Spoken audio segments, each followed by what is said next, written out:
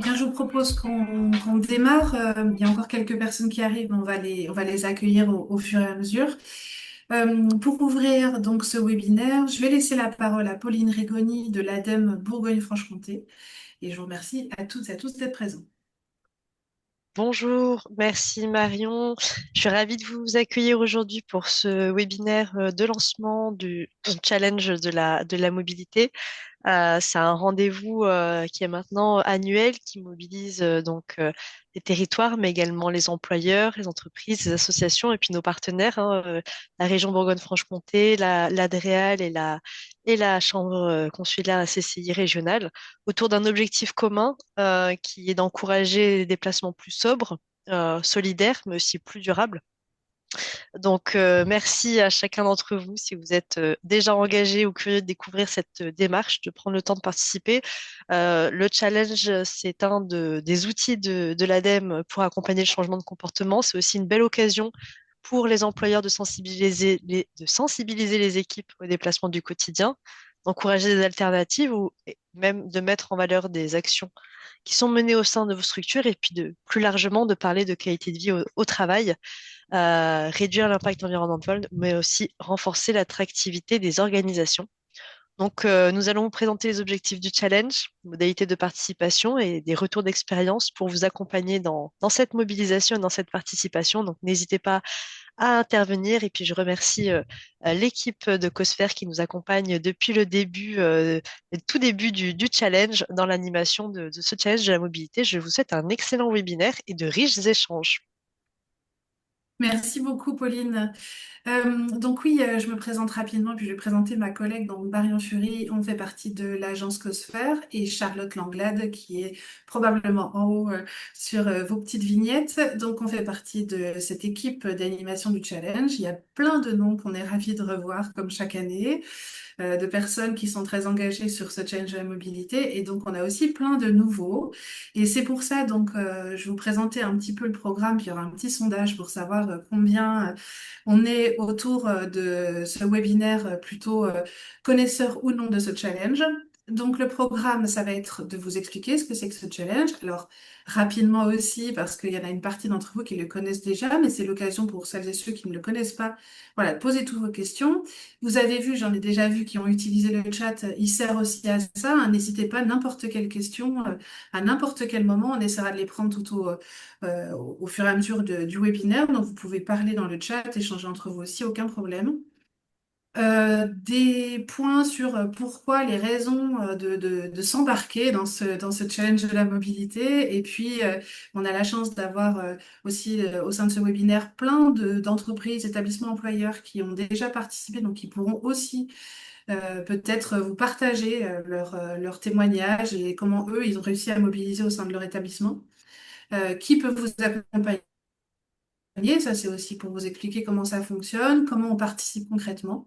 Et puis, bien sûr, ça reste un temps d'échange, donc vraiment à tout moment, n'hésitez pas, on est là pour répondre à vos questions. Et donc, j'ai demandé à Charlotte de lancer ce sondage qui va permettre de savoir voilà, comment vous connaissez ce challenge et je vous invite à y répondre. Alors, on a pour l'instant une partie d'entre vous. On a quand même déjà 14 qui le découvrent aujourd'hui, donc je ferai bien attention à pas aller trop vite. Ok, on va mettre fin au sondage. Donc c'est ça, c'est assez varié aujourd'hui, donc c'est vraiment super. Merci beaucoup pour votre participation. Hop. Et donc, on va démarrer avec voilà, ce que c'est dans les grandes lignes ce challenge, que, notamment pour celles et ceux qui ne le connaissent pas, le principe et le fonctionnement. Donc le challenge de la mobilité en Bourgogne-Franche-Comté, comme son nom l'indique, c'est un challenge régional. Ce qui est important à dire, c'est que c'est un challenge qui est organisé chaque année pendant la semaine européenne de la mobilité. Ça, c'est pour avoir un rendez-vous, on va dire, qui vous permet, et dans les territoires et au sein de vos établissements, d'avoir ce même rendez-vous chaque année. Cette édition, donc, elle est du 14 au 20 septembre de cette année. Et puis, si je parle de la cible, c'est un défi qui est lancé aux établissements employeurs de Bourgogne-Franche-Comté. Quand je parle établissement employeur, j'en parlerai tout à l'heure, mais c'est très large, public, privé, les indépendants, les libéraux, les très petites entreprises, jusqu'aux très grandes entreprises. C'est vraiment ouvert à tous et à toutes. Et c'est pour mobiliser les actifs à l'intérieur desquels on a aussi intégré les stagiaires, les apprentis. Et l'objectif de ce challenge, c'est de venir au travail autrement que tout seul dans sa voiture. Voilà. Donc ça, c'est la base du challenge. Comme le disait Pauline, c'est un outil en fait qui est mis à votre disposition, dont vous pouvez vous saisir et en faire ce que vous voulez, en tout cas l'adapter à vos besoins. Ce qui est important à dire, et notamment pour les entreprises qui sont présentes aujourd'hui, ça concerne uniquement les trajets domicile-travail. On en parlera tout à l'heure, mais tout ce qui est trajet professionnel pendant le temps de la journée, finalement, ça ne fait pas partie de ce challenge. Euh, Ce qui est important aussi à dire, ce qui fait la force du challenge, même si il y a cet enjeu évidemment de faire des kilomètres autrement que tout seul dans sa voiture, il y a quand même cet enjeu qui est important, c'est de se mobiliser autour de ce sujet. Et c'est pas évident, donc c'est aussi l'enjeu majeur, c'est le taux de participation. Et vous avez sur la droite, on va dire, un rapide petit processus. Donc, l'établissement employeur doit mobiliser les salariés participent, et puis après, il y a un classement dont on vous parlera tout à l'heure. Donc ça, c'est dans les grandes lignes. Ce qui est important peut-être à dire aussi, c'est que le challenge de la mobilité, c'est pas uniquement, on va dire, pour les personnes qui, on va dire, sont très à l'aise ou pour les entreprises qui ont déjà beaucoup de politiques RSE ou en faveur des mobilités durables. Ça peut aussi être un premier pas dans ce sujet-là, par exemple en testant de nouvelles solutions en encourageant aussi les mobilités alternatives. Et puis, on le note souvent parce que ce sont elles et eux qui font avancer cette question de mobilité. C'est aussi celles et ceux qui font déjà ces trajets domicile-travail autrement que tout seuls dans leur voiture. Je pense aux cyclistes, aux covoitureurs, à celles et ceux qui rentrent pas le midi, qui font l'effort de pas rentrer le midi, à celles et ceux qui font du covoiturage avec leurs collègues et qui essayent d'avancer sur ces sujets-là. Et c'est important, le challenge, il est aussi pour eux. Pour les établissements employeurs, c'est aussi une occasion par les mobilités, on en parlera. Et puis, bien sûr, l'enjeu, on est tous là autour de la table aussi pour ça, c'est de réduire l'impact de ces déplacements domicile-travail. Et puis, l'esprit du challenge, alors, on aura, je sais qu'autour de la table de ce webinaire, il y a certains établissements employeurs qui ont remporté des prix coup de cœur et donc qui ont des choses formidables à nous raconter. Mais l'esprit du challenge, bien sûr, il est gratuit parce que c'est un outil qui est mis à disposition par l'ADEME. C'est une participation qui est souple aussi, en fonction de vos besoins, on s'adapte, accessible à toutes et à tous. On n'est pas obligé de participer toute la semaine, si on a envie de faire un jour, 2 jours ou toute la semaine, c'est comme on veut. Et puis, il y a aussi cet enjeu-là où on cherche à avoir un défi qui est très convivial, très positif, parce que ça fait aussi partie des choses qu'on voit et des retours qu'on a, où les questions de mobilité peuvent être aussi un lien important dans un établissement employeur. Voilà pour ces premiers éléments. Et puis, je vais laisser Charlotte reprendre la main sur pourquoi rejoindre l'aventure, et j'en profite pour vous dire, n'hésitez pas à poser dès à présent toutes vos questions dans le chat. Merci Marion. Donc oui, pourquoi rejoindre l'aventure? En fait, vous allez voir que le challenge, c'est pas qu'un simple concours, Marion l'a un petit peu dit juste avant, c'est aussi et surtout un levier pour faire avancer différents sujets en interne. Et donc, c'est ce qu'on va vous présenter maintenant. En fait, on l'a résumé en 4 grandes raisons de participer au challenge. Donc déjà, la première raison, le premier intérêt, c'est vraiment l'aspect découverte et expérimentation, notamment pour ceux qui viennent en voiture solo habituellement et qui peuvent du coup expérimenter d'autres modes de déplacement. C'est vrai que l'intérêt du challenge, c'est que justement, il va nous donner le temps de nous poser une question qu'on ne prend finalement jamais le temps de se poser, c'est-à-dire est-ce qu'il y a une autre façon pour venir au travail qu'en voiture? Et pendant cette semaine, justement, on va prendre ce temps pour déjà regarder existe autour de nous.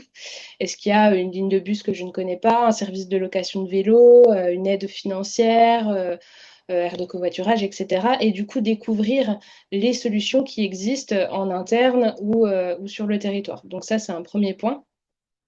Et puis surtout, le challenge, il offre un cadre pour tester ces solutions. Parce que entre se dire, voilà, un jour j'essaierai le vélo et le faire réellement, il y a souvent un cap difficile à franchir. Et le challenge, il va permettre justement de créer ce déclic. Et pendant une semaine, on va se lancer le défi d'essayer. Et le faire dans le cadre du challenge, ben, ça change beaucoup de choses puisqu'on n'est pas seul à essayer un nouveau mode de déplacement dans son coin. On le fait avec ses collègues, comme l'a dit Marion, dans une ambiance ludique, collective, ce qui rend souvent finalement le premier pas beaucoup plus facile. Et puis ensuite, chacun peut faire donc son propre bilan et mesurer finalement ben, les bénéfices de ce test. Certains vont pouvoir se rendre compte que voilà, ça nous permet des économies financières, d'autres le plaisir seulement d'aller voilà, travailler autrement, etc. Et c'est souvent comme ça que voilà, les choses commencent. Finalement, le challenge va agir comme un déclencheur pour expérimenter et ensuite adopter potentiellement de nouvelles solutions. Le deuxième intérêt à y participer, c'est au-delà de l'expérimentation, dont on vient de parler, le challenge crée surtout une occasion d'ouvrir le dialogue autour des mobilités en interne. Finalement, c'est quelque chose qu'on fait assez peu souvent au sein des établissements. On parle beaucoup de sujets avec les équipes, mais assez rarement de la façon dont chacun vient travailler au quotidien. Et pendant cette semaine, le sujet devient voilà, plus naturel. On échange entre les collègues, avec son responsable, on partage ses habitudes, ses difficultés, les solutions qu'on a trouvées. Et c'est justement à cette occasion-là que voilà, les besoins, les idées remontent. Et on va découvrir par exemple que certains viendraient volontiers à vélo au travail, mais que sous condition d'avoir un stationnement sécurisé par exemple, que d'autres pourraient prendre des transports en commun si ils pouvaient aménager leurs horaires, etc. Donc ça va permettre de mettre en évidence voilà, tout ça et d'ouvrir justement les discussions autour des mobilités. Et puis l'autre chose, c'est la plateforme. La plateforme, elle va vous permettre aussi d'avoir des données intéressantes puisque chacun va pouvoir saisir ses trajets, ses modes de déplacement utilisés pendant le trajet, pendant le challenge, pardon, de voir si les trajets correspondent à des habitudes ou à des nouveaux essais. Et du coup, ça va vous permettre aussi, via ces données, d'avoir une première photographie des pratiques de mobilité au sein de votre établissement. Donc ça peut être aussi très intéressant et ça peut constituer un point de départ pour des actions finalement plus concrètes par la suite. Ensuite, troisième intérêt aussi, c'est tout ce qui va concerner l'aspect cohésion d'équipe, fédération des équipes, mobilisation. Ce qui est intéressant en fait avec le challenge, c'est déjà qu'il s'appuie sur un sujet qui nous concerne tous, les trajets domicile-travail, qu'on soit à la direction, un service administratif, technique ou commercial, voilà, on vient tous travailler et c'est un sujet qui nous rassemble de manière voilà, plutôt naturelle. Et plutôt qu'aborder les questions de mobilité sous un angle qui va être parfois voilà, technique, contraignant, etc., justement, le challenge, on va essayer de proposer un format qui va être complètement différent et d'aller plus sur du défi, du jeu et d'entrer dans cette dimension conviviale et collective. Et ça change beaucoup de choses parce que ça permet d'aborder des sujets pourtant enfin, assez importants, voilà, comme le coût des déplacements, les enjeux environnementaux, la qualité de vie, etc., d'une manière qui va être plus positive et plus engageante. Et puis, on le verra tout à l'heure, mais l'objectif, donc, c'est bien sûr de mobiliser le plus grand nombre et du coup de proposer des actions, des animations, de la sensibilisation, etc. Et ça, le fait de proposer ces aspects-là, d'organiser des animations, des sensibilisations en interne, eh ben, on va permettre forcément de renforcer la cohésion d'équipe. Je pense que certains d'entre vous pourront le témoigner. Et au-delà de tous ces aspects animation, juste le fait d'aller sur l'action, de prendre les transports en commun, d'aller vers des mobilités partagées, etc., bah, ça nous permet aussi de recréer du lien. Voilà. La quatrième raison, cette fois-ci, c'est de valoriser votre engagement et renforcer l'attractivité de votre établissement. Donc aujourd'hui, beaucoup d'établissements travaillent déjà sur des sujets comme la RSE, la qualité de vie au travail, l'attractivité ou encore la marque employeur. Et ce qui est intéressant avec le challenge, c'est qu'il ne vient pas ajouter une démarche supplémentaire, il vient au contraire s'intégrer naturellement dans celle qui existe déjà. Il va permettre de sensibiliser aux enjeux environnementaux, d'encourager des pratiques plus durables, de contribuer au bien-être des salariés en favorisant par exemple les mobilités actives, etc. Et c'est le challenge une belle manière aussi de valoriser votre engagement, aussi bien auprès de vos collaborateurs que de vos partenaires et futurs candidats, qui n'est pas un sujet anodin parce qu'on sait bien aujourd'hui que les questions de mobilité peuvent être en tout cas un véritable frein à l'emploi, notamment sur certains territoires. Et du coup, réfléchir à ces questions et montrer qu'on s'en préoccupe peut aussi voilà, participer à renforcer l'attractivité de votre établissement. Et enfin, le challenge permet aussi de créer ou renforcer des liens avec les acteurs de votre territoire. On le verra tout à l'heure, mais le challenge s'appuie sur une réaction en chaîne, de mobilisation en chaîne, où les collectivités vont porter localement le challenge. Et du coup, ça permet aux établissements employeurs de créer du lien aussi avec ces acteurs-là. Voilà, donc au final, ce qu'il faut retenir, c'est que le challenge ne consiste pas seulement à comptabiliser des kilomètres, etc. C'est vraiment un prétexte pour expérimenter, pour ouvrir le dialogue, pour mobiliser les équipes, pour faire avancer à votre rythme sur les questions de mobilité au sein de votre établissement. Et donc, les 4 raisons que je viens de présenter là à l'écran, vous les retrouverez disponibles dans un document, je vous mettrai le lien juste après, qui est en téléchargement sur le site internet, si toutefois, par exemple, vous souhaitez présenter l'intérêt de la démarche en interne. Et maintenant, je vous propose de découvrir un témoignage, donc notamment le témoignage de l'entreprise Bonglais qui va vous expliquer voilà, ce que cette démarche lui a apporté, ce qu'elle a permis de mettre en place en interne.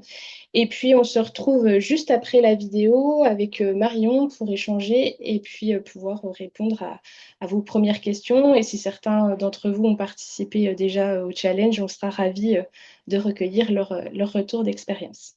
Je lance la vidéo.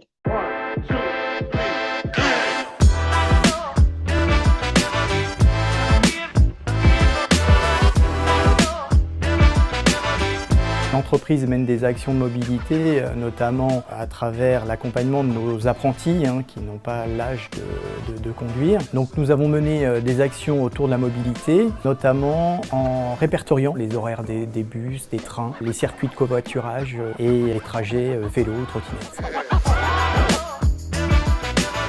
Un bénéfice très important à nos yeux a été la cohésion autour de ce projet entre collègues.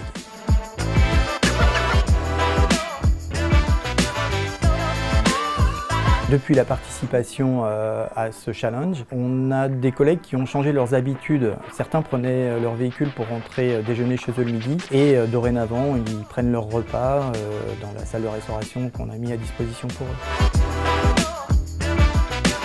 Cette action est gratuite et gratifiante. Ce qui en ressort, c'est une implication de nos collaborateurs, également pour l'image de la marque employeur que nous sommes.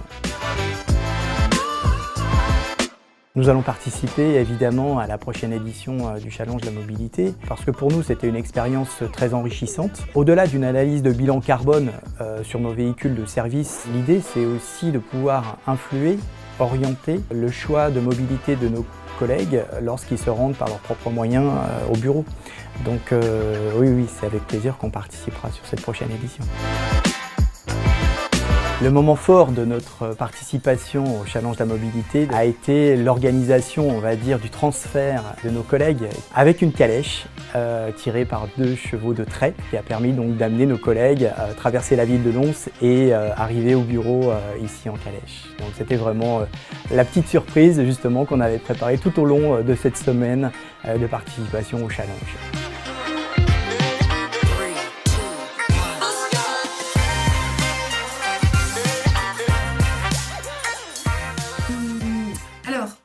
Vous l'avez vu, on a en effet cette entreprise Bonglais qui est dans le Jura, sur le secteur de Lens-le-Saunier. Donc le challenge de la mobilité, c'est pas tous venir en calèche. Je pense qu'on n'a pas déjà tous des chevaux comtois sur certains secteurs de la Nièvre ou de Lyon. Mais voilà, l'idée, vous le voyez un peu dans son témoignage, c'est cette manière de voir aussi la mobilité et puis de s'engager sur le sujet. Et du coup, j'en profite. Alors, j'ai essayé d'envoyer un petit message, mais je suis pas sûre qu'elle l'ait vu. On a la chance d'avoir donc Régilet, qui est une entreprise qui a reçu le prix Coup de cœur, pas l'année dernière, mais il y a 2 ans, je crois, du challenge de la mobilité. Manon Chevalier, qui est présente. Alors, j'espère que je la prends pas au dépourvu. Est-ce que Manon, vous seriez d'accord pour voilà, nous dire un peu ce que le challenge il a apporté à votre établissement, puisque finalement Régilet, en plus d'être prix coup de cœur, il y a eu aussi pas mal de finalement de prises de parole sur le sujet de la mobilité. Bah, bonjour à tous, merci pour cette question. Oui, donc effectivement, nous, on participe depuis 2023 au Challenge Mobilité. Au début, on avait très peu de participants, mais ça a vraiment été comme un tremplin pour ensuite développer plein de nouvelles actions pour la mobilité durable.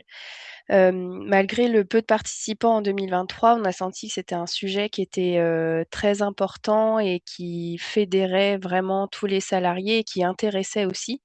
Donc, on a créé un groupe de travail mobilité durable mi-avril 2024 pour vraiment travailler sur ce sujet-là, recenser les attentes des salariés, mais aussi leurs pratiques. Donc, on s'est basé aussi sur l'outil de l'ADEME pour le plan de mobilité employeur pour réaliser ce questionnaire. Et ensuite, donc en 2024, on a gagné le prix coup de cœur du jury parce que aussi on avait organisé plein de choses. On a fait tester des mobilités durables comme on avait loué des vélos électriques, on avait organisé une navette entre Mâcon et notre site parce qu'on est un petit peu au-dessus de Mâcon. On avait fait un challenge interservice avec des récompenses et une cérémonie de remise des prix. Et du coup, on avait organisé un bac, donc un bateau qui traverse la Saône entre l'Ain et notre site qui est côté Saône-et-Loire. Et en fait, ça faisait économiser beaucoup de kilomètres à des salariés qui vivent dans l'Ain. Donc, on pouvait traverser à pied ou avec notre vélo. Et du coup, le fait de participer à ce challenge, donc à chaque fois, on voit une participation qui est de plus en plus importante. Donc, ça permet de développer la mobilité durable dans l'entreprise. Euh, et aussi, on a quand même le soutien de l'équipe organisatrice. Ça nous permet de trouver plein d'idées et de structurer ce challenge. Et on s'inspire aussi des autres entreprises pour, euh, pour créer des nouveautés chaque année. Et c'est ça aussi qui permet d'avoir le plus de participation. Donc voilà, on essaye d'innover chaque année. Super, merci beaucoup Manon. Alors là, vous avez un exemple en effet d'un établissement employeur qui s'engage et qui fait beaucoup de choses chaque année. Euh, on a tendance à dire, en tout cas avec l'équipe, que voilà, l'idée c'est de s'inspirer et Charlotte vous le dira tout à l'heure, il y a plein de manières de participer au challenge, évidemment que par rapport aux moyens des uns des autres, par rapport au temps aussi qu'on a à y consacrer, évidemment que c'est plus ou moins facile, mais voilà, le témoignage de Manon est important pour ça, de voir que finalement, voilà, les choses bougent, avancent, et je retiens aussi le petit démarrage en disant que au début, il n'y avait pas beaucoup de participants. Voilà, ça c'est aussi quelque chose qu'il faut entendre et je pense que vous ne le découvrez pas autour de ce webinaire, c'est que les questions de mobilité, elles sont du jour au lendemain, on va pas faire bouger les lignes tout de suite et qu'il faut voilà, il faut enclencher une dynamique et tout doucement avancer sur ces sujets. Donc ça marche chez Régilet. Est-ce qu'il y a d'autres voilà, d'autres établissements qui ont déjà participé ou au contraire d'autres qui n'ont pas encore participé et qui se posent des questions par rapport à ce que vient de dire Manon ou ce que vous a présenté Charlotte? Est-ce qu'il y a des questions ou des envies déjà de réagir? N'hésitez pas, hein, par le chat ou vous ouvrez votre micro et on vous voit.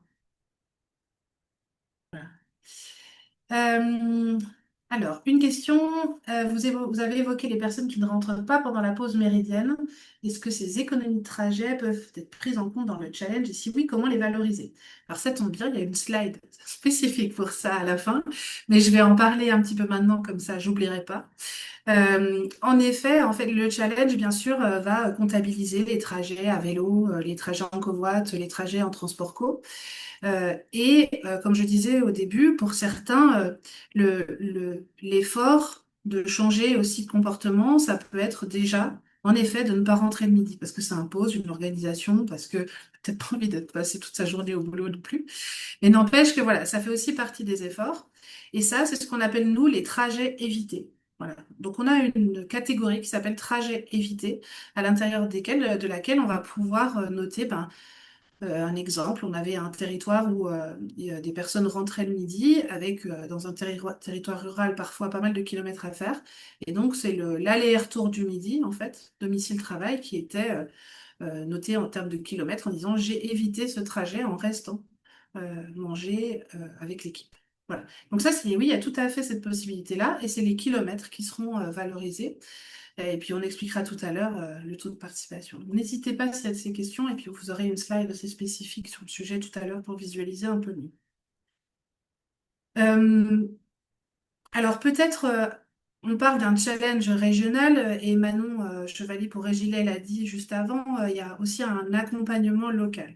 Ça, c'est peut-être important de comprendre les choses, surtout qu'autour de ce webinaire, on a des communautés de communes. J'ai vu Mirebelois et Fontenoy, je crois. J'ai vu d'autres communautés de communes. J'ai vu aussi, je crois, Grand Besançon Métropole ou Ville de Besançon. Enfin, j'ai vu pas mal de noms passer. J'ai vu Montbéliard aussi, agglomération. Donc, cette mobilisation en chaîne, c'est pour ça aussi qu'autour de ce webinaire aujourd'hui, on a des territoires. C'est parce que le challenge fonctionne comme ça. C'est la région Bourgogne-Franche-Comté, mais les territoires ont un rôle important. Derrière territoire, j'entends ceux que je viens de citer, comme d'agglomération métropole, puisque souvent ce sont ce sont ces territoires qui ont la compétence mobilité et qui ont des actions au quotidien pour un plan de mobilité, un schéma directeur cyclable, la gestion des bus, etc. Et donc, d'abord, le territoire s'inscrit. Ensuite, à l'intérieur, les établissements employeurs peuvent s'inscrire. C'est là où je disais qu'il y a des entreprises, des établissements publics. On en a beaucoup aujourd'hui aussi, j'en ai vu pas mal. Bien sûr, des associations. Et puis, une fois que tout le monde s'est inscrit, les salariés peuvent participer, ce qu'on appelle nos super-héros. Voilà, donc pour chaque territoire ou établissement, vous avez des référents. Et donc là, on a des référents territoires et puis on a des référents établissements. Manon Chevalier, par exemple, est la référente de l'établissement Régilet. Voilà, ça c'est le principe de la mobilisation. Ce qui est un enjeu majeur, c'est que c'est pas un challenge individuel. On joue collectif et si on vous donne un rôle important, les établissements employeurs, c'est parce que c'est vous aussi qui pouvez agir au quotidien, en partie avec les territoires, sur les mobilités des salariés et des agents. Euh, Manon l'a aussi expliqué, donc avec Charlotte, on est aussi à votre disposition et elle expliquera un peu plus en détail tout à l'heure, mais c'est un dispositif en fait qui est fait pour être clé en main, quoi. Voilà. Vous avez la plateforme qui est à votre disposition, tout se fait sur la plateforme, inscription, saisie, vous pouvez exporter les données de participation, le nombre de kilomètres. Pour les territoires, vous pouvez exporter des listes d'établissements qui sont inscrits. Enfin voilà, c'est vraiment fait pour ça. Nous avons également des outils de communication, mais là on ira plus en détail, mais qui sont à votre disposition. Et puis nous, avec Charlotte, on est là en appui technique. Un problème pour saisir les données, c'est pas vous qui gérez, c'est nous. Donc c'est aussi ça qui est important. On essaye de vous soutenir comme on peut sur ce sujet-là. Et puis vous l'avez dit, et Pauline l'a dit Pauline Rigoni l'a dit en introduction, il y a bien sûr les partenaires de l'ADEME, à savoir la région Bourgogne-Franche-Comté, l'ADREAL et un petit focus sur les CCI par la CCI BFC et les CCI départementales et les DDT aussi départementales qui ont un rôle très important pour essayer de communiquer, de faire venir sur sur ce challenge. Et puis les relais locaux, bah, évidemment, vos territoires, les territoires qui s'inscrivent sont là aussi pour être un relais dès lors que vous voulez lancer des choses sur les mobilités. Derrière ça, j'entends par exemple les plans de mobilité interentreprises sur un territoire, vous avez envie de faire bouger les choses, envie d'avancer sur un sujet et de discuter par exemple des horaires de bus en fonction des horaires postés, enfin en fonction de l'organisation de votre travail. Enfin voilà, concrètement, nous à l'échelle régionale, on va pouvoir travailler là-dessus. Ce sont vos territoires qui ont un rôle important. Donc là aussi, le challenge, il a pour ça, il a ce rôle-là, c'est-à-dire vous donner aussi à voir vos référents, les personnes qui travaillent sur les territoires, sur ces thématiques-là. Alors ça, c'est la dynamique qui grandit chaque année et c'est pour ça qu'on a besoin de vous parce qu'on pense que on est peut-être arrivé à petite marche là et que passer au-dessus va nécessiter encore beaucoup d'énergie. Donc on est ravis qu'il y ait beaucoup de monde qui arrive et qui découvre ce challenge. Donc on a commencé en 2021 avec 20 territoires engagés. En 2025, nous étions 60, ce qui représente plus de la moitié des territoires des EPCI, donc des collectivités territoriales de Bourgogne-Franche-Comté. Pour un territoire rural, voilà, il y a d'autres challenges en France qui proposent ce genre de choses. C'est une spécificité de notre territoire, à savoir plein de collectivités qui se lancent même dans des secteurs très ruraux. En tant qu'établissement employeur, 376 l'année dernière, qui représente à peu près 7000 participants. Et puis, ça représente 27 000 trajets. Et tout ça, c'est sur une semaine. Alors évidemment qu'une semaine ne va pas changer le monde en une semaine, mais on cherche à ancrer les changements de comportement dans la durée. Et on a des études annuelles avec ce challenge qui montrent qu'il y a un changement de comportement qui s'effectue chaque année tout doucement, qui rentre. On passe pas du jour au lendemain à 100% des personnes qui viennent à vélo, surtout dans certains coins de Lyon, du Haut-Doubs, du Haut-Jura, où c'est pas forcément évident. Néanmoins, on voit qu'il y a des changements de comportement qui s'opèrent et c'est pour ça qu'on a besoin aussi de vous pour avancer sur le sujet. Alors ça, c'est pour donner aussi à voir un petit peu, et c'est ce que Charlotte a évoqué tout à l'heure avec l'aspect convivialité et énergie. Donc vous risquez de vous retrouver, peut-être pour certains, dans les photos. Donc ça, c'est les photos des participants de l'année dernière, en tout cas toutes les productions qui nous ont été partagées l'année dernière. Et c'est pour vous donner un peu une idée de comment ça se passe, de ce qui se fait, et puis aussi peut-être de l'inventivité, de la créativité de nos participantes et participants. Donc, je laisse Charlotte lancer la vidéo.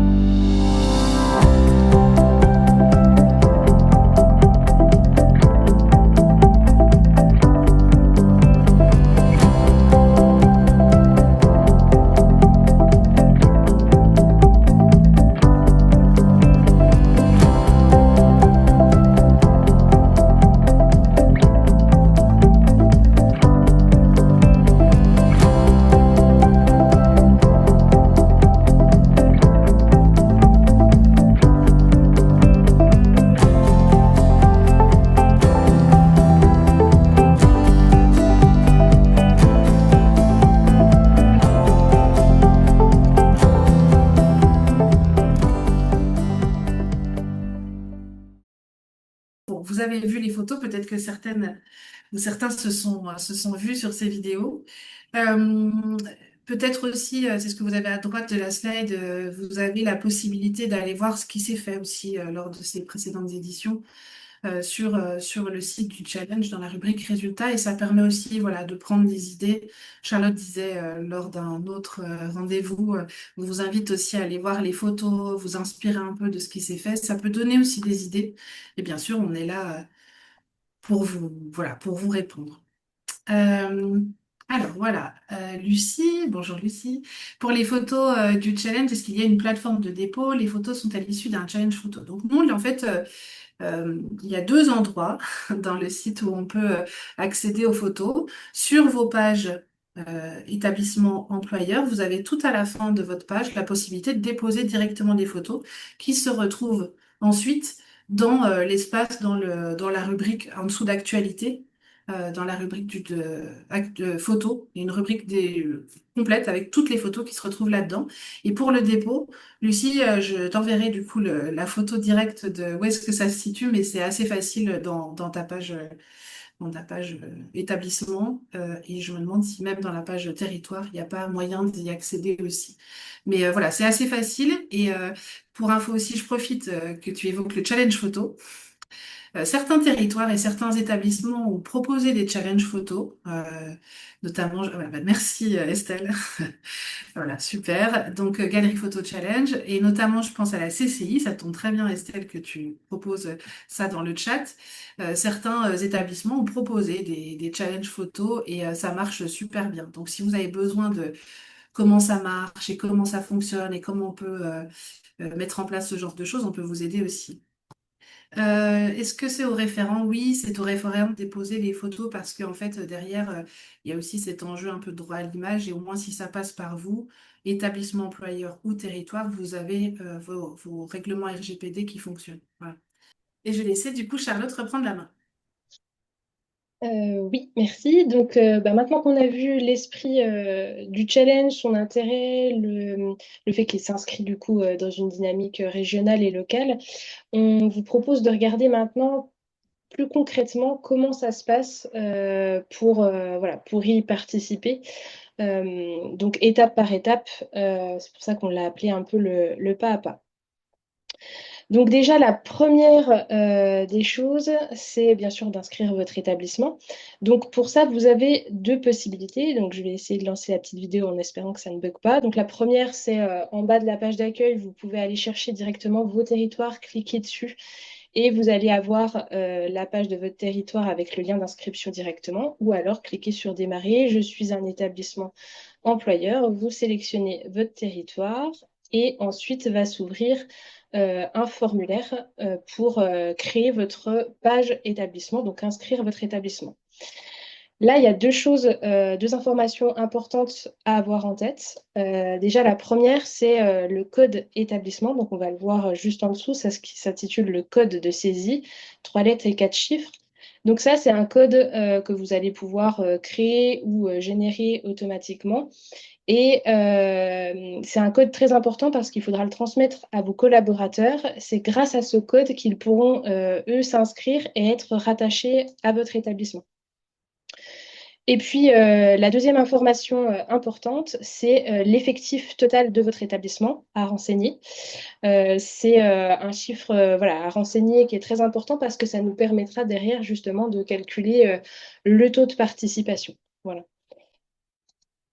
Donc, une fois que le formulaire établissement est complété, vous allez créer donc votre profil, votre compte référent. Voilà, c'est simplement votre compte, adresse mail, mot de passe qui vous permettra ensuite de vous reconnecter et gérer votre page établissement. Et une fois que voilà, l'inscription est validée, vous accédez à votre espace référent. Du coup, vous pouvez voir l'établissement que vous managez et vous pouvez accéder donc au back-office de cet établissement et puis gérer la page. Donc, vous retrouvez toutes les informations que vous avez notées, vous retrouvez votre identifiant de saisie, donc code établissement que vous pouvez redonner, vous retrouvez aussi l'effectif total. Et puis, si toutefois vous souhaitez modifier les informations que vous avez renseignées lors du formulaire, voilà, vous cliquez tout simplement sur modifier l'établissement. Je le précise parce que je sais que voilà, on a souvent des retours par rapport à ça pour savoir gérer et modifier les données qui ont été renseignées, notamment l'effectif. Voilà, donc petite précision importante cette fois-ci pour les établissements qui ont déjà participé. Donc, s'il s'agit d'une réinscription, on vous invite à éviter de recréer une nouvelle page établissement. On vous invite vraiment à vous reconnecter avec votre compte existant parce que ça va vous permettre de conserver l'historique de vos données et de suivre l'évolution d'une année à l'autre, en fait. Voilà. Donc, voilà pour l'inscription. L'étape numéro 2, une fois voilà, qu'on s'est inscrit, l'étape numéro 2, ça va être l'objet du challenge, c'est mobiliser le plus possible. Donc, mobiliser ses collaborateurs. Donc, votre rôle, finalement, ça va être de donner envie au plus gros nombre de collaborateurs de participer. Et concrètement, il va s'agir de faire savoir que votre établissement participe, d'expliquer le principe, sensibiliser autour des enjeux de mobilité, et puis surtout, je l'ai dit tout à l'heure, communiquer votre code établissement pour que chacun puisse ensuite s'inscrire. Et justement, vous avez un petit aperçu en vidéo pour l'inscription, voilà, l'inscription des salariés, de vos collaborateurs. Ils saisissent leur code établissement et ensuite ils accèdent à cette page pour se créer leur profil Challenger. Voilà, et je fais juste une pause ici donc ils ont juste nom, prénom et puis adresse mail, et il y a un petit encart service pôle. Ça, c'est important parce que si vous souhaitez, Marion en a parlé tout à l'heure, organiser un défi en interne, ça sera important, en plus du code établissement, de demander aux participants de bien renseigner ce champ, service, pôle ou autre, si vous souhaitez faire des équipes, parce que ça vous permettra, dans l'extraction des données à la fin de la saisie, de pouvoir du coup analyser les résultats et en fonction de ce qui a été renseigné. Voilà. Donc à ce stade, on parle bien d'une inscription, voire pré-inscription. Pourquoi je dis pré? Parce qu'en fait, la participation, il faut savoir qu'elle sera réellement validée après le challenge. En fait, une fois que les trajets ont été saisis. Certains s'inscrivent et puis voilà, finalement ne rendent pas forcément leurs données. En fait, ça annule la participation. C'est vraiment le fait de saisir les données qui inscrit, qui compte dans le taux de participation. Alors, vous allez me dire pourquoi du coup on préinscrit. Donc déjà, c'est pour les participants parce que le fait d'être préinscrit, du coup, ils vont pouvoir recevoir de la part de la plateforme des mails automatiques qui vont s'envoyer pour leur rappeler notamment la saisie des trajets. Donc ça, c'est utile notamment pour le référent qui n'a pas du coup à rappeler à chacun à saisir ses trajets. Et ça s'arrête dès que la personne a saisi ses trajets. Et puis, c'est utile aussi pour vous, référents, parce que ça vous permet clairement de suivre facilement qui s'est inscrit et de gérer du coup à qui on renvoie les informations, etc. Et du coup, la bonne nouvelle dans tout ça, parce que voilà, mobiliser n'est jamais simple, on en a un petit peu parlé tout à l'heure, c'est qu'on a mis à votre disposition de nombreux outils. Donc, je vais vous les présenter succinctement, mais voilà, le mieux, c'est d'aller voir directement sur la plateforme tout ce qui est mis à votre disposition. Donc, vous avez une boîte, en fait, une boîte à outils sur la plateforme où vous pouvez accéder à un kit de communication. Donc là, vous y trouverez des affiches, des signatures de mails, des gifs, des modèles de courrier que vous pouvez adresser voilà, au moment, fin août, au moment où vous envoyez les bulletins de paie. On sait que ça se fait souvent, vous laissez le petit courrier avec pour informer les participants. Enfin voilà, bref, tout ce qu'il faut pour communiquer rapidement sans avoir à créer vos propres supports et partir de zéro.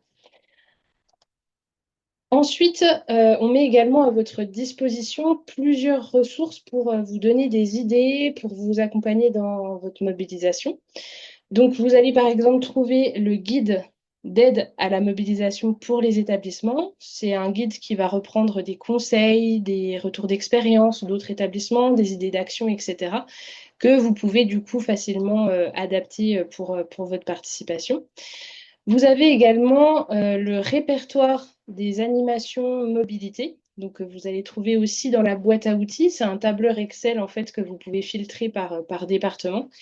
Et c'est un annuaire tout simplement qui référence les prestataires présents en Bourgogne-Franche-Comté qui peuvent voilà, faire une prestation chez vous comme on le voit sur la petite photo. Par exemple, si vous souhaitez organiser un atelier de réparation vélo, un vélo smoothie ou autre, voilà, vous pouvez regarder ce qu'il existe près de chez vous. Et puis, la dernière chose, c'est une fois inscrit, vous êtes inscrit automatiquement à la newsletter des référents. Donc, chaque mois, vous allez recevoir cette newsletter. Vérifiez bien vos spams. Et en fait, cette newsletter, elle a pour but, bien sûr, de montrer l'actualité du challenge, mais aussi de mettre en avant des outils, des trucs et astuces. Par exemple, la dernière newsletter qui est sortie début juin mettait en avant des modèles de plans de communication prêts à l'emploi à reprendre pour les référents territoires ou pour les référents établissements notamment. Voilà. Vous trouverez aussi de nombreux modes d'emploi, de guides en tout genre pour vous aider, vous, en tant que référent, pour aider aussi les salariés. Vous pouvez leur distribuer le petit mode d'emploi qui leur explique un peu comment va se passer la participation pour les aiguiller. Vous retrouverez le règlement préimprimé, une foire aux questions en ligne avec les questions qui nous reviennent le plus souvent, et puis un mode d'emploi pour saisir ces données, etc. Et puis, bah, on en a parlé un petit peu avant. Au-delà des outils, vous pouvez aussi, enfin, la plateforme propose aussi des fonctionnalités qui vous permettent plus facilement de vous entourer. En fait, on va le voir sur la vidéo, mais lors de l'inscription, le challenger peut se porter volontaire pour être ambassadeur dans votre établissement.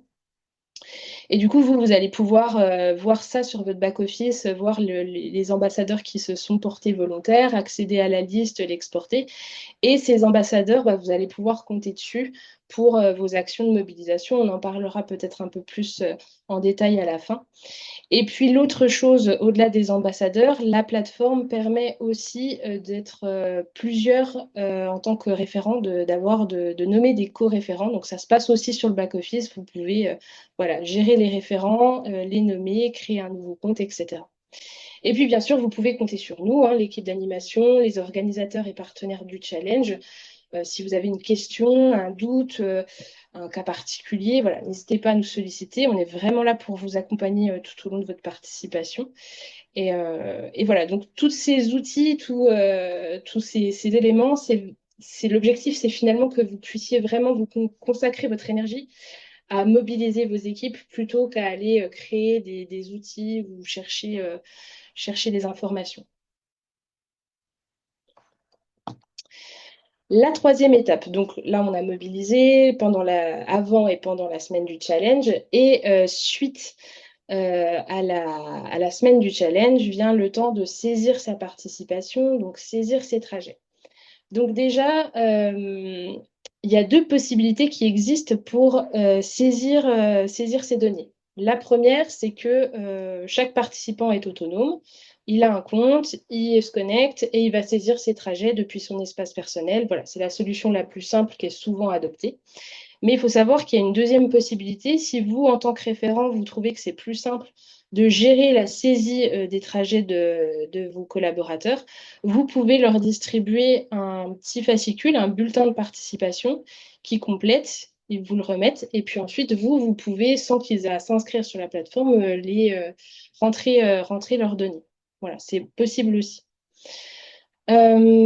Donc, je l'ai dit, vous l'aurez remarqué, du coup, la saisie ne se fait pas pendant la semaine du challenge, grand dame de plusieurs personnes, mais voilà, techniquement, c'est très compliqué à mettre en place. Ça ne se fait uniquement qu'à la fin du challenge. Et c'est pour cette raison qu'on met aussi à disposition donc, ce bulletin de participation comme étant un petit mémo aussi. Donc, on vous invite aussi, en tant que référent, à vraiment distribuer ce document-là à l'ensemble des salariés pour qu'ils puissent, enfin à l'ensemble des participants pour qu'ils puissent noter au fur et à mesure de la semaine, comme un mémo, quoi, les différents kilomètres effectués selon les différents modes, etc.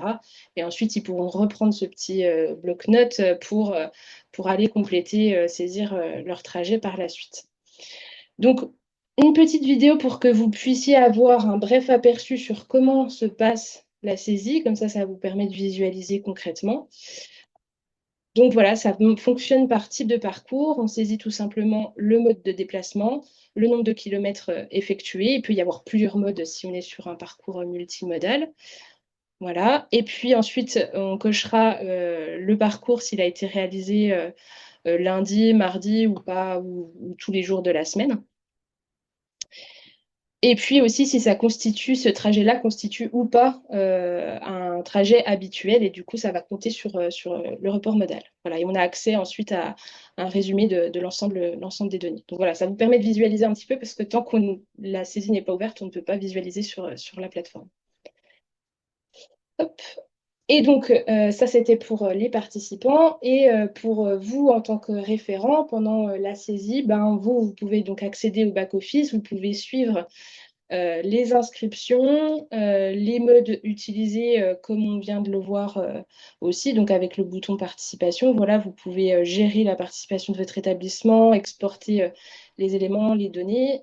Vous pouvez accéder au tableau récap de tous les participants et vous pouvez agir dessus. Vous pouvez modifier une donnée si toutefois voilà, quelqu'un n'y arrive pas, s'est trompé, il y a une donnée qui est un peu erronée, etc. Vous pouvez exporter ces données pour faire vos analyses vous-même derrière. Et puis, vous pouvez accéder aussi à quelque chose qui est bien sympa, c'est l'aspect statistique, où vous avez les statistiques de votre établissement. Et c'est là où c'est intéressant parce que ces statistiques reprennent des précédentes éditions si ça fait plusieurs années que vous participez pour avoir un comparatif.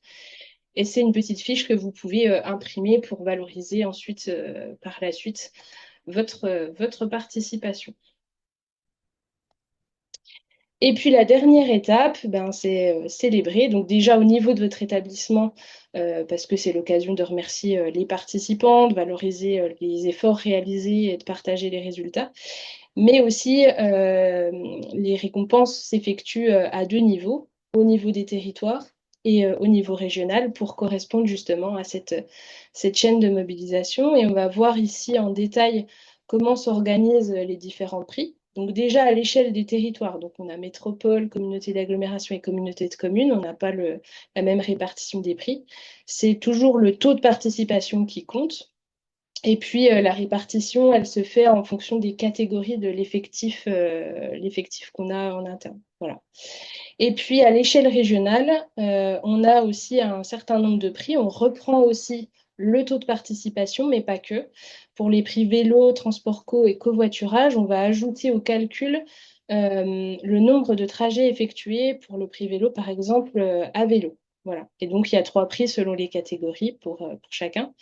Et puis également le prix coup de cœur, qui est un prix spécifique qui va valoriser cette fois-ci les initiatives de mobilisation qui ont été mises en place pour aller chercher les collaborateurs, etc., qui va valoriser vraiment ça, pas forcément les résultats. Et ça, ce prix-là, il se fait uniquement sur candidature. Pendant la période de saisie des résultats, il y a un formulaire qui est ouvert sur la plateforme et il faut du coup valoriser les actions que vous avez faites. Et ensuite, il y a le jury qui est au niveau régional qui du coup élit le prix coup de cœur. Et j'en parle quand même rapidement parce que je sais qu'il y a des territoires sur le webinaire. Donc, il y a aussi 2 prix territoires qui est sur le même principe que le prix coup de cœur. Cette fois-ci, on va valoriser les actions de mobilisation du territoire pour aller chercher les établissements employeurs sur le territoire. Donc là, il y a 2 prix qui sont décernés. Et pareil, c'est sur candidature pendant la période de saisie des résultats. Donc voilà, donc ce qu'il faut retenir, donc déjà à ce stade, je pense que vous vous dites, oulala, ça fait beaucoup de choses, c'est bien normal. Mais l'idée, c'est de vous rassurer, en fait, comme l'a dit un petit peu Marion tout à l'heure, il n'y a pas une seule façon, en fait, de participer au challenge. Chaque établissement va participer à son rythme en fonction du temps dont il dispose, de ses moyens, aussi de ses objectifs. Et pour une première participation, clairement, on vous conseille vraiment de commencer simplement. Vous pouvez très bien partir sur ce qu'on appelle la participation essentielle. C'est juste, j'inscris mon établissement, j'informe mes collaborateurs et je diffuse le code établissement. Et ensuite, je suis la participation et je diffuse les résultats. Ça peut juste se cantonner à ça. Voilà, c'est déjà une vraie participation. Vous n'êtes pas obligé d'aller organiser des animations, des défis entre services, etc. Ça, c'est voilà, selon ce que vous voulez faire. Et en revanche, bah, si vous avez envie d'aller plus loin et envie de remporter un prix et de mobiliser fort, eh ben, le challenge vous en donne la possibilité. Vous pouvez aller du coup mobiliser toute une équipe projet pour mettre en place une grosse animation. Vous pouvez organiser plein d'animations, d'ateliers, etc. Lancer des défis internes, valoriser des participants et engager des actions plus durables dans le temps, etc. Donc voilà, l'idée, c'est vraiment que chacun puisse participer à son rythme. On préfère vraiment qu'un établissement participe simplement pour une première année, etc., prenne ses marques et revienne ben, les années suivantes avec plus d'idées tout doucement, plutôt que de renoncer parce que voilà, on pense qu'il n'y aura pas le temps, etc. Rassurez-vous, vous pouvez partir aussi sur une participation très simple, notamment sur une première année. Voilà. Et donc, pour illustrer à nouveau comment ça peut se passer, le challenge chez certains, et je vous propose de regarder le témoignage du parc naturel régional d'Ourloger qui a notamment mis en place des actions qui sortent un peu du commun et qui voilà, présentent un petit peu comment ils ont organisé leur mobilisation en interne. Si jamais la vidéo ne marche pas, n'hésitez pas à flasher le code parce que voilà, vous pourrez retrouver la vidéo sur YouTube. Et puis, on se retrouve juste après avec Marion pour à nouveau échanger avec vous. J'ai vu qu'il y avait pas mal de questions qui étaient arrivées.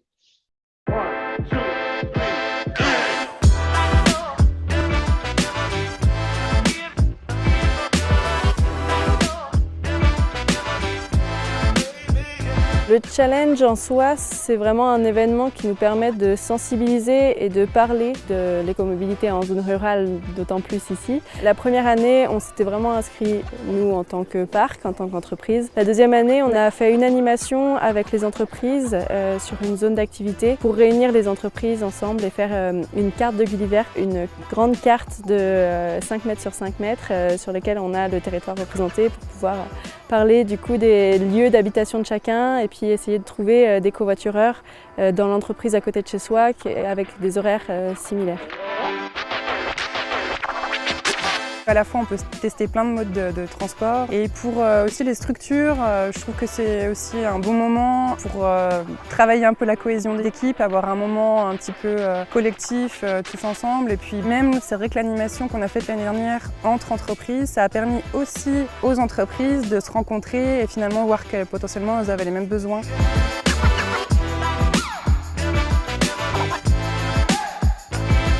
On s'appuie là-dessus pour faire passer des discours et parler de l'importance de modifier ses mobilités. En soi, une semaine, c'est un peu court quand même pour changer ses habitudes, mais par contre, ça permet de mettre en place d'autres actions par la suite. Donc nous, par exemple, on a mis en place le forfait mobilité durable à la suite aussi du challenge mobilité. Le mot qui qualifierait le mieux le challenge, ce serait mobilisateur. La pépite, ça serait la première année où on a fait une première vidéo en interne où on a quand même bien rigolé. L'idée c'était de montrer comment on pouvait aller au boulot autrement. Donc on s'est organisé entre les collègues pour chacun finalement avoir un mode de transport ou de déplacement et puis de donner un petit peu des mots-clés pour valoriser ce mode-là. Puis on a fait un clin d'œil assez ironique avec l'équitation. Du coup on est en territoire rural, voilà, pour les gens du coin, ça parle aussi un petit peu.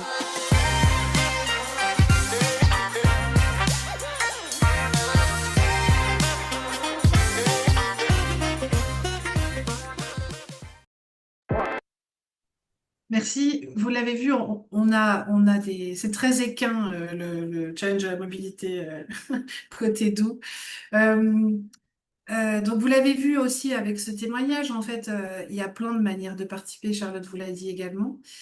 Et puis je me tourne, alors je sais qu'il y a aussi d'autres participants, alors je dis les noms le temps que vous vous prépariez, et puis si ça vous dit, et puis après je prendrai quelques questions.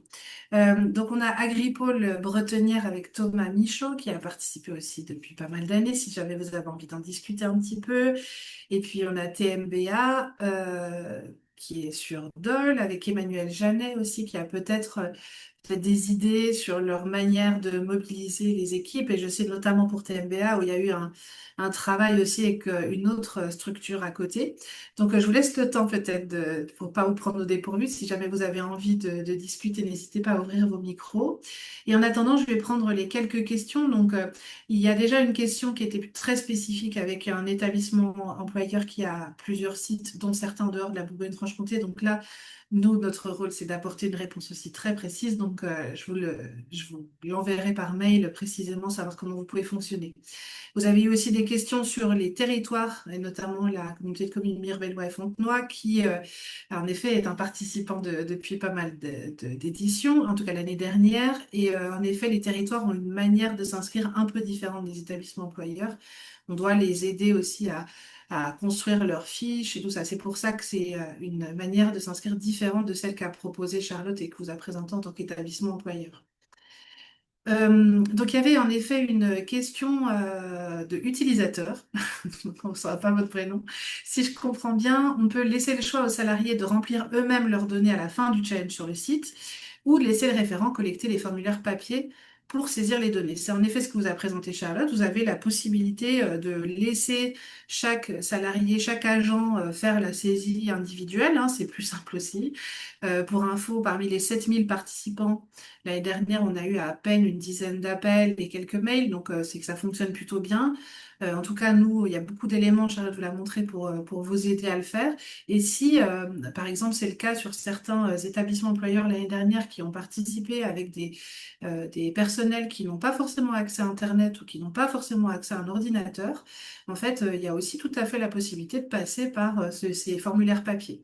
Donc, ça sera à la référente ou au référent de saisir les données. Et là, pareil, on est là pour vous aider, en fait, s'il y a une difficulté. C'est assez simple, hein, mais s'il y a une difficulté pour saisir, je ne sais pas, les 7 ou 8 collègues, les données des 7 ou 8 collègues, n'hésitez pas à nous solliciter. On incite quand même les référents à laisser faire individuellement les salariés ou les collègues, les collaborateurs, les agents, parce que ça permet aussi pour eux de suivre un peu ce qu'ils ont fait. Voilà, d'avoir les éléments, le challenge est fini, vous pouvez saisir vos données, etc., etc. Et vous, ça vous permet aussi d'avoir les mails de ces personnes quand celles-ci ont un mail. Le PDF de présentation. Donc, j'avais répondu, en effet, le replay il sera mis en ligne et si vous avez besoin du PDF, en tout cas du support, on va regarder pour pouvoir l'envoyer. Est-ce que c'est possible de l'avoir en version PPT? Bien évidemment. Ça fait partie aussi des éléments que vous a présenté Charlotte. L'idée, en fait, c'est que tout ce qu'on produit, il faut que ça vous soit utile. On va pas empêcher de bouger une affiche ou de changer un logo, etc. Enfin, c'est vraiment adaptable. Donc, si vous avez besoin de quelque chose, vous nous demandez. Donc, Lucie, on mettra une version PPT pour que vous puissiez. Alors, il n'y aura peut-être pas toutes les vidéos parce que c'est un peu lourd à envoyer. Je vais voir avec Charlotte, mais voilà, on peut regarder comment on peut faire pour vous envoyer les choses. Nathalie Rollet, pareil, ben voilà, si vous avez besoin de ce support-là, pas de problème, aucun problème, on peut vous l'envoyer. Et donc, du coup, je me retourne. Alors, je ne sais pas si ils ont ouvert leur micro. J'ai pas vu, Charlotte, si tu as vu, mais donc Thomas Michaud pour la Grippole bretonnière. Je ne sais pas si il a ouvert son micro et s'il est là, j'ai pas vu. Je l'ai pas vu. Et TMBA avec Emmanuel Janet. Je l'ai vu, mais j'ai pas vu son micro ouvert. Alors, je vais me permettre, en attendant, si jamais vous voulez. Ah si, ça y est, voilà. Peut-être, donc je vous laisse la parole, Emmanuel. Donc, TMBA, peut-être présenter rapidement la structure et puis le fait que vous avez déjà beaucoup travaillé sur ce challenge de la mobilité et notamment avec d'autres structures. Oui, on essaie en tout cas. Donc, TMBA, une étude de commissaire de justice de 70 collaborateurs implantés sur 3 sites, alors principalement sur Dole, mais on a aussi une étude à Dijon et une étude à Nice.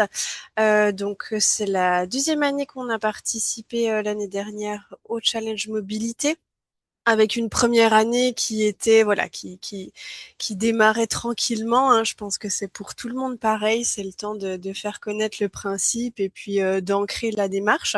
L'année dernière, on était très satisfait pour le coup d'avoir mobilisé presque la moitié de nos effectifs, donc c'est très satisfaisant. Les challenges en interne font que, hein, ça permet aussi de rendre attractif et sympa ce sujet-là. Donc, c'est ce qu'on réitère chaque année en innovant sur des prix soit individuels ou collectifs.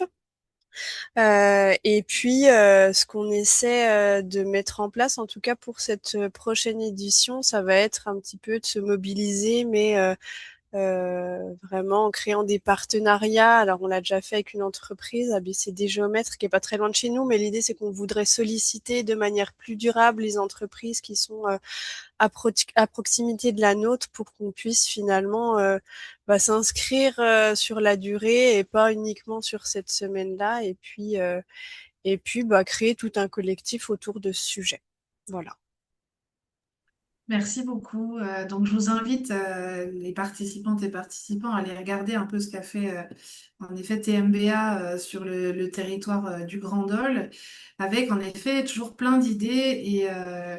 Et je trouve aussi, en tout cas, parce que j'ai eu la chance d'avoir un peu de détails sur ce que vous avez organisé, avec beaucoup de réflexion pour essayer d'ancrer les choses dans la durée, et vous l'avez bien dit, et je pense que ça, c'est pas forcément évident. Donc, j'invite aussi ceux qui le souhaitent voilà, à s'inspirer peut-être de ça.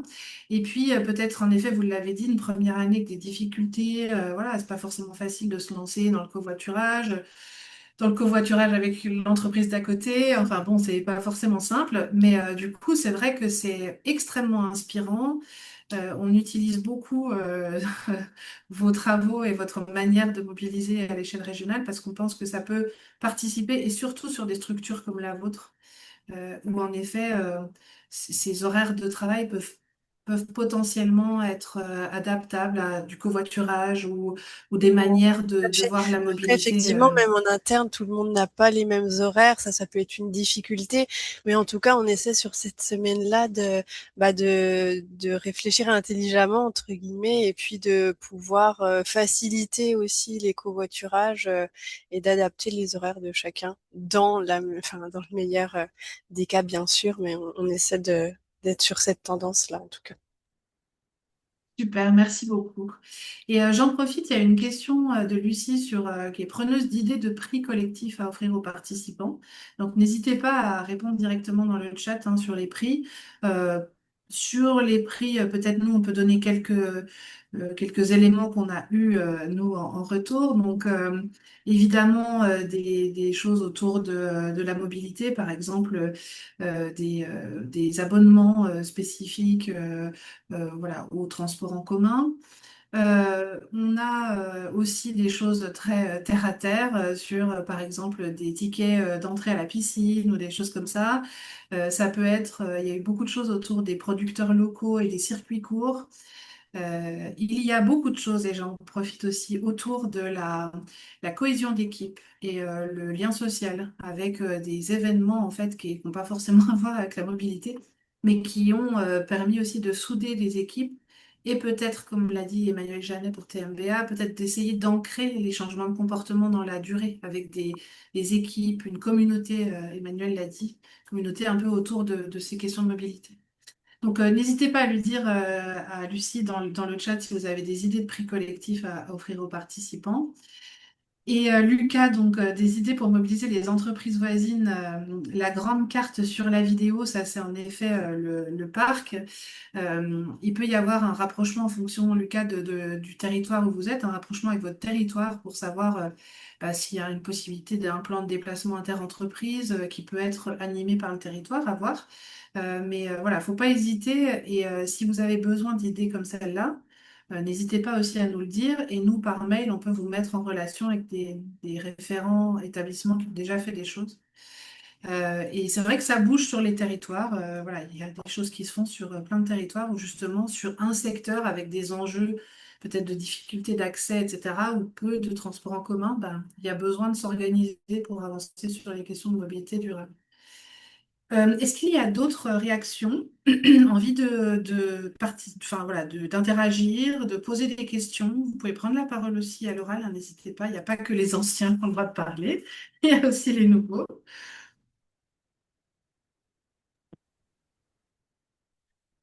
Ouais, moi, je veux bien participer, enfin, je veux bien intervenir rapidement. Donc, Lucie Leclerc du Grand Besançon Métropole, ça fait plusieurs années effectivement qu'on participe au challenge. Alors oui, j'ai demandé des idées parce que voilà, des fois, à force, nous, on arrive à bien mobiliser depuis 2 ans parce que challenge interne, donc ça suscite, je sais pas, un défi qui fait que voilà, on a de plus en plus de participants. Maintenant, en fait, on se rend compte que par contre, on n'a pas. Moi, la difficulté que j'ai, c'est aller chercher voilà, les gens qui seraient en mesure de tester pendant une semaine, parce qu'en fait, finalement, on se retrouve beaucoup avec des agents qui font du vélo tous les jours ou du covoiturage, etc.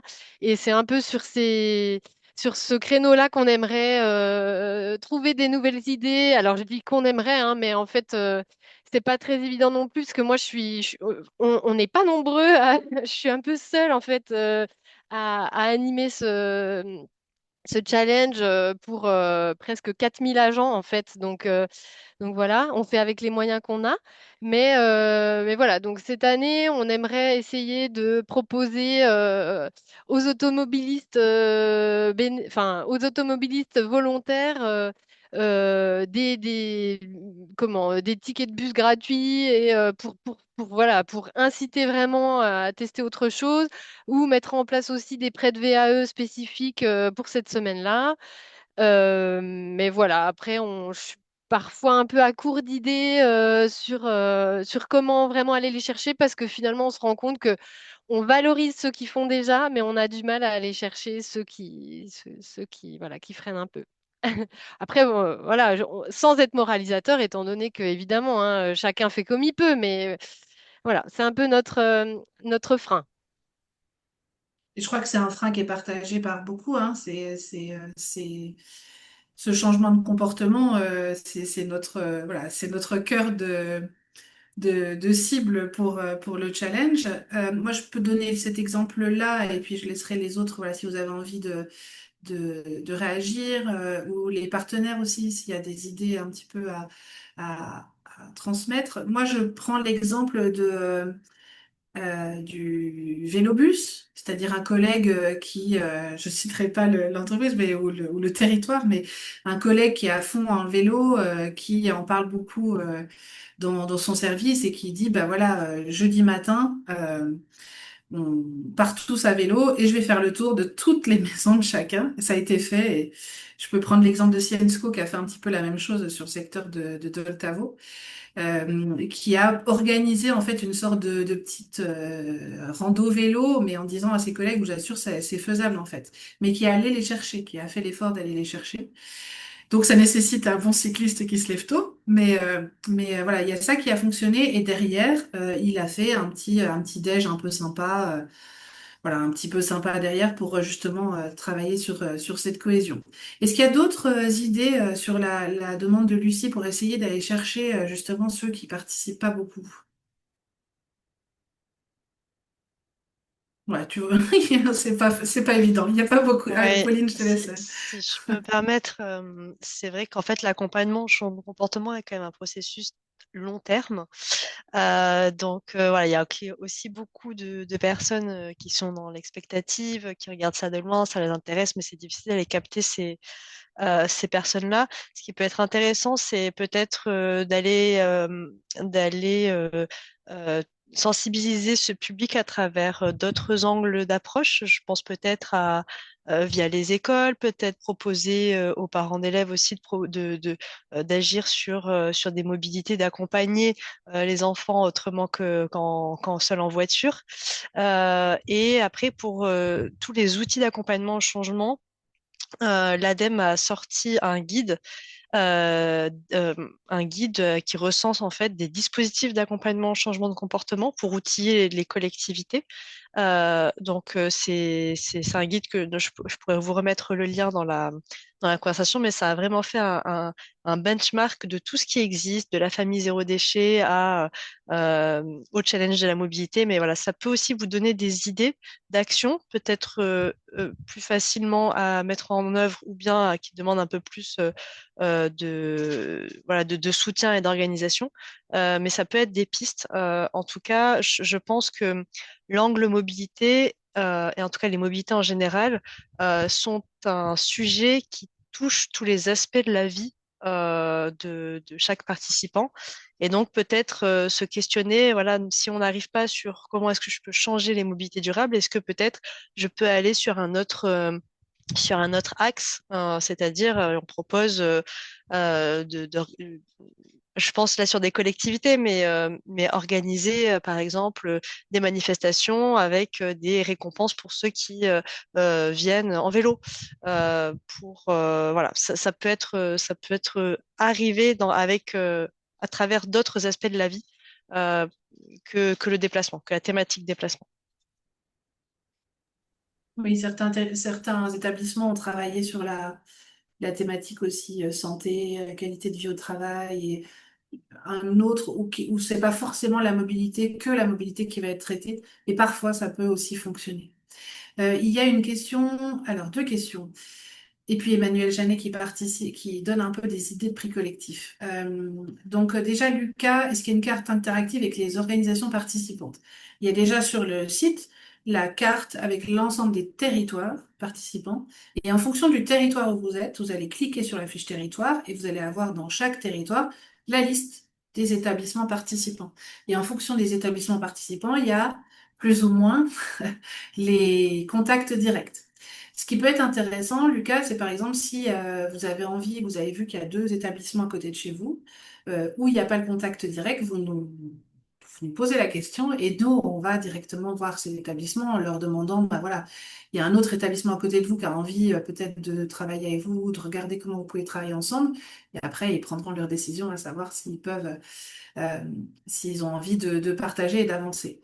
Estelle également, comment pouvons-nous récupérer l'accès au compte quand le référent est parti et que l'identifiant était son adresse mail, afin de ne pas perdre l'historique de l'entreprise? Il suffit de demander à l'équipe d'animation qui change tout en moins de 10 minutes.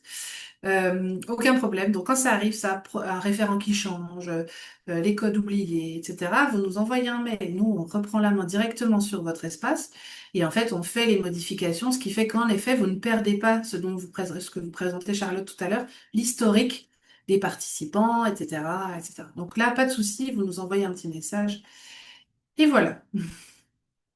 Moi, je vous propose qu'on avance et puis n'hésitez pas s'il y a encore des questions. Donc là, on s'est dit, on va peut-être vous donner quelques, voilà, les grandes questions qui se posent. Ça va peut-être certaines vous parler, d'autres non. La première des choses, c'est votre territoire n'apparaît pas dans la liste. Par exemple, je sais pas, un territoire a pris un peu le temps pour s'inscrire. On citera, on cite personne à ce moment-là, mais a pris un petit peu de temps pour s'inscrire. Vous ne trouvez pas votre territoire, c'est pas un problème du tout. D'ailleurs, qu'il ait envie ou pas de concourir, il n'y a pas de problème. Vous vous inscrivez sur MobiBFC. C'est un territoire fictif qui vous permet justement d'attendre, parce qu'en fonction des territoires, c'est plus ou moins facile et plus ou moins rapide d'inscrire. Une petite communauté de communes ou une grosse communauté d'agglomération. Donc voilà, vous vous inscrivez sur MobiBFC et nous, on va vous repasser sur le territoire une fois qu'il est inscrit. Si jamais le territoire s'inscrit pas, pareil, pour X raison, ben, soit il n'a pas envie, soit, et ça arrive souvent, il y a un changement de référent ou un changement d'équipe ou voilà, qui fait que il faut reprendre vous laisse inscrit sur MobiBFC et vous pourrez concourir quand même aux prix régionaux. Donc c'est pas du tout, on vous met pas de côté, vous pouvez quand même concourir. Euh, alors je répondrai sur la question qui vient d'arriver, je répondrai après sur la com.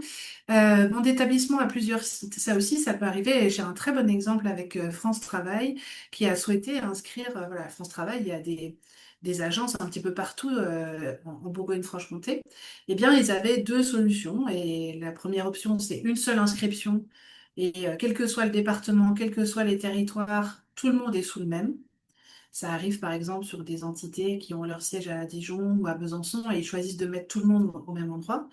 Il y a aussi une autre solution, et c'est ce qu'a choisi France Travail, c'est de faire une inscription par site. Donc c'est un peu, au début, c'est un petit peu pas forcément simple à mettre en place, mais en fait, une fois que c'est mis en place, c'est assez facile pour chaque agent sur chaque site. Il sait se retrouver facilement. Il y a des codes. On a fait, vous avez sur la droite une affiche qui permet aussi de communiquer simplement en disant le site, par exemple, le site de Dole, ça sera Dole 2026, le site de... Bref. Vous avez des codes simplifiés. Donc ça, pareil, il y a plein de solutions. Et si vous avez encore, comme la question de tout à l'heure, une situation particulière, à savoir un site à un endroit et un site en dehors de la Bourgogne-Franche-Comté, voilà, on en discute et on voit comment on peut faire. Euh, une autre question, donc Charlotte l'a évoqué, hop, l'a évoqué tout à l'heure. Les ambassadeurs, donc ça, Lucie, c'est un peu aussi ce que tu évoques sur le fait parfois de se sentir un peu seule sur la mobilisation, ça peut arriver et c'est vrai que ça peut être une manière d'aller voir si on peut avoir des soutiens. En effet, Charlotte vous l'a montré, on peut cocher cette petite coche ambassadeur et souvent les personnes qui la cochent sont des potentiels soutiens qui peuvent retransférer, dire j'ai besoin de toi parce que j'avance pas, j'arrive pas à mobiliser, aide-moi. Voilà, donc souvent allez voir aussi ceux qui cochent la fonction ambassadeur, ils sont quand même souvent pas très nombreux, donc c'est souvent des gens qui ont envie d'avancer. Donc j'ai pas d'email, ça aussi. Je l'ai dit tout à l'heure rapidement, un salarié, une salariée, un agent qui n'a pas d'email, pas de problème, il peut tout à fait participer. On a l'exemple d'une grande entreprise qui avait beaucoup de salariés en posté avec des horaires en 3-8 et une difficulté à communiquer auprès d'eux. Et donc, il y a eu une fiche qui a été remplie très simplement, qui a envie de participer, etc. Et tout a été fait comme ça, sans mail, en fait. Donc, c'est tout à fait possible via le bulletin qu'on a vu, le bulletin papier. Donc, en fait, il y a plein de possibilités. Le challenge, il veut pas... voilà, si on n'a pas le numérique, c'est pas grave, on peut participer. Et c'est ce qui nous a permis notamment d'avoir une grosse participation des entreprises d'insertion, où Charlotte vous l'a dit en tout début, mais la mobilité peut être en effet un vrai problème pour les personnes en situation de précarité. Certains trajets exceptionnels peuvent-ils être comptabilisés? Donc ça nous arrive. Ce qu'on vous a dit, c'est que du domicile-travail. Mais quelqu'un va me dire, ben non, moi, d'habitude, je fais chez moi au siège, et puis là, bah, j'ai une formation. La formation, elle est à Dijon. Qu'est-ce que je fais? Voilà. Donc ça, en fait, c'est simple. C'est un trajet entre votre domicile et le lieu de travail. Si le lieu de travail, c'est exceptionnellement un centre de formation, une réunion, un séminaire, une soirée avec les entrepreneurs, vous avez le droit de le mettre. Et en fait, à condition, c'est ce qui est écrit en gras, à condition que ce déplacement, il se substitue à un trajet que d'habitude vous faites en voiture. Et c'est ce que je disais tout à l'heure. En revanche, tous les déplacements pro en journée, rendez-vous, livraison, etc., tout ça, c'est pas pris en compte. Donc, c'est que du domicile-travail. Et puis voilà, ça c'est ce qu'on a dit plusieurs fois, mais même si c'est vrai que c'est souvent sur eux qu'on s'appuie et que peut-être ils en ont un peu marre, c'est vrai. Ils viennent déjà au travail autrement, ça sert à rien que je participe. Bah si, en fait c'est essentiel parce que bien sûr déjà pour gagner les prix, il faut avoir un bon taux de participation, donc ça peut aider. Mais surtout, en fait, de montrer que des alternatives, elles existent, que c'est possible. Et l'exemple que je prends de Sciences-Co à Tavo, c'est ça aussi. On ne pensait pas que c'était possible de faire le truc à vélo, et en fait, c'est possible. Alors évidemment, pas 4 jours ou 5 jours par semaine, mais de temps en temps. Et ça, c'est un premier pas vers le changement de comportement.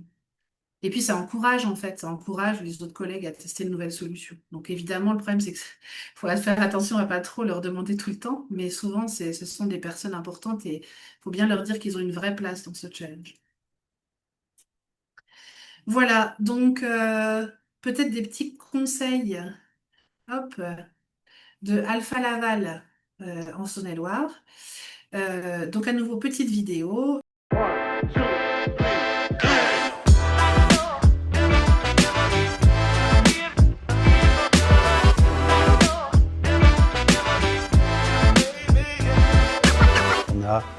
Souhaité très tôt s'impliquer dans ces événements parce qu'on a trouvé vraiment autour de cet événement un support pour nos actions autour de la mobilité qu'on souhaitait promouvoir.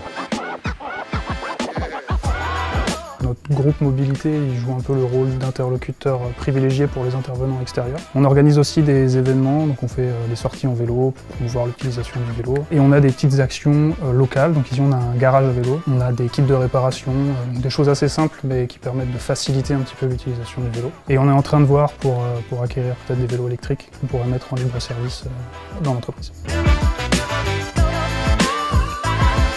On a fait de l'information un peu classique, on a envoyé des mails. On a aussi des écrans un petit peu partout dans l'entreprise. Et on a surtout organisé un café de la mobilité quelques semaines avant. C'était aussi une occasion pour parler de la thématique de façon plus générale, mais aussi promouvoir les inscriptions pour le challenge de la mobilité. Donc il y avait des gens qui sont venus du Grand Chalon pour présenter le challenge mobilité, les solutions locales de mobilité douce. On a des gens de l'application Yvon, qui est une application de covoiturage, qui sont venus aussi nous faire des démonstrations. Et puis on avait des stands de sécurité. Ce qui me fait plaisir personnellement, par exemple, c'est de voir que d'année en année, le parking à vélo de l'entreprise comprend de plus en plus de vélos. On a vu de manière spectaculaire cette évolution sur le nombre de personnes qui se déplacent à trottinette ou à vélo dans l'enceinte de l'entreprise. Nous, on a trouvé ça très facile en fait d'adhérer au challenge mobilité. Il y a beaucoup de support pour mobiliser les gens. Il y a un site web qui est très facile à utiliser. On a eu des gens à aider un petit peu qui n'étaient peut-être pas forcément très à l'aise avec l'informatique, mais globalement, ça nous prend assez peu de temps pour un événement qui reste de qualité. Donc un bon investissement.